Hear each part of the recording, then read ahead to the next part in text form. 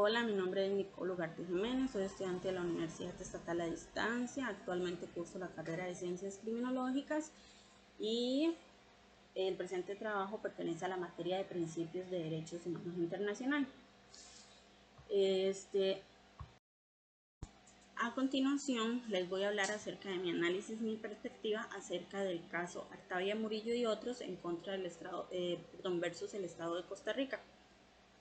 Este caso se basa principalmente en lo que sería la discriminación y la violentación de derechos que sufrieron 9 familias en el año 2000, cuando la Sala Constitucional emitió la decisión de prohibir la técnica de fecundación in vitro en el país, por lo que fueron 9 familias, como ya mencioné, las que sufrieron,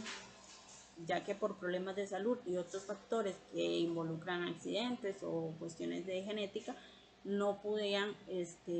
procrear, no podían tener una familia, no podían tener hijos, y esta técnica era su última opción, se puede decir, para poder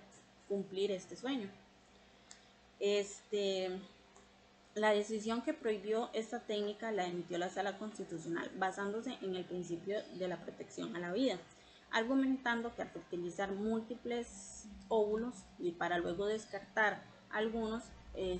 pues se ponía en peligro la vida de los embriones.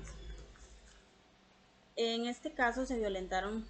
los derechos a la vida privada y familiar, el derecho a la integridad personal, el derecho de toma de decisión en cuanto a si querían o no utilizar esta técnica, y el derecho de gozar los beneficios del progreso científico y tecnológico.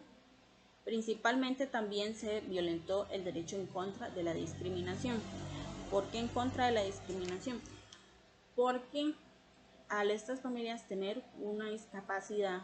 ya fuera por factores de salud o porque tuvieron un accidente, por lo que fueran, no podían tener hijos. Entonces, ellos tenían la oportunidad de sanear esa discapacidad a través de la fecundación in vitro, lo cual se les negó, ya que la Sala Constitucional, como ya lo mencioné, tomó la decisión de negar esta técnica, de prohibirla en el país en el año 2000,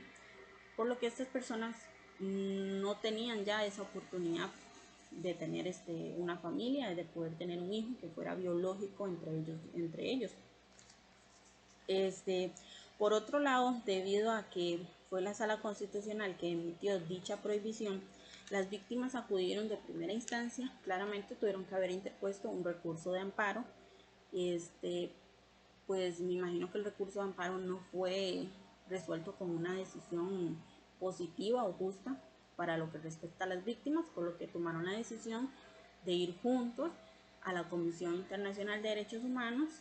y la cual posteriormente emitió el caso a la Corte Interamericana de Derechos Humanos, por lo que el acceso a la justicia no fue obstaculizado, sino solamente fue pues fue omitidas las declaraciones de las víctimas, no se profundizó los derechos que se estaban violentando, no se profundizó las consecuencias que tenía esta decisión, por ende pues no fue obstaculizada el derecho a la defensa. Sin embargo, el acceso a la justicia, Sin embargo, la justicia costarricense sí afectó la protección efectiva de sus derechos. En cuanto al Estado y su cumplimiento con las garantías procesales de un juicio previo y el debido proceso, no se efectuó porque, como ya se dijo, no hubo un juicio, ya que fue la Sala Constitucional la que emitió la decisión. Entonces no existió un juicio previo, no existió se respetó el debido proceso porque se interpuso el recurso, se hizo la resolución, pero no fue una resolución que las víctimas consideraran justa, por lo cual fue cuando acudieron a las entidades internacionales. Con respecto al principio de legalidad, pues si una decisión de la Sala Constitucional violenta un derecho fundamental, también estaría violentando este principio, ya que si su decisión en ese momento afectó la protección de los derechos de esas 9 familias, por ende también se estaba fracturando el principio de legalidad, ya que si una decisión administrativa como el de la Sala Constitucional violentó múltiples derechos a 9 familias, es decir, 18 personas, pues algo no estaba bien, ¿verdad? El principio de legalidad no se siguió, no se profundizó las consecuencias, como ya lo mencioné, de la decisión de la Sala Constitucional. No se profundizó en los derechos que se iba a violentar, en las consecuencias que iba a tener en las familias que querían utilizar esta técnica. El principio de legalidad se fracturó por parte del Estado costarricense. Sin embargo, en cuanto a la aplicación de las penas y sanciones, sí se ajustó al marco normativo vigente, ya que existió ese acuerdo con el derecho y formó parte del ordenamiento jurídico. Cabe mencionar que el Estado debió autorizar y regular con mayor rapidez la autorización del uso de la técnica de fecundación in vitro nuevamente en el país. Además, tuvo que implementar capacitaciones y programas permanentes de educación en derechos humanos, derechos reproductivos y no discriminación, respetando las normas y las leyes vigentes. También tuvo que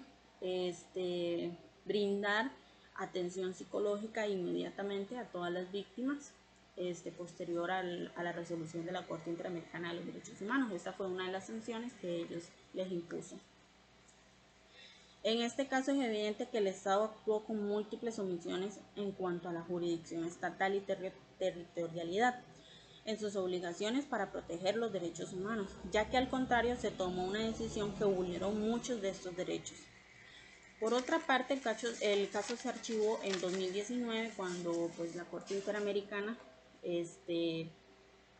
terminó de supervisar las reparaciones a las víctimas y vio que se cumplieran las medidas establecidas para prevenir nuevamente la violación de estos derechos involucrados en este caso, en lo cual el Estado actuó con respeto a las acciones dictaminadas por la Corte Interamericana y las llevó a cabo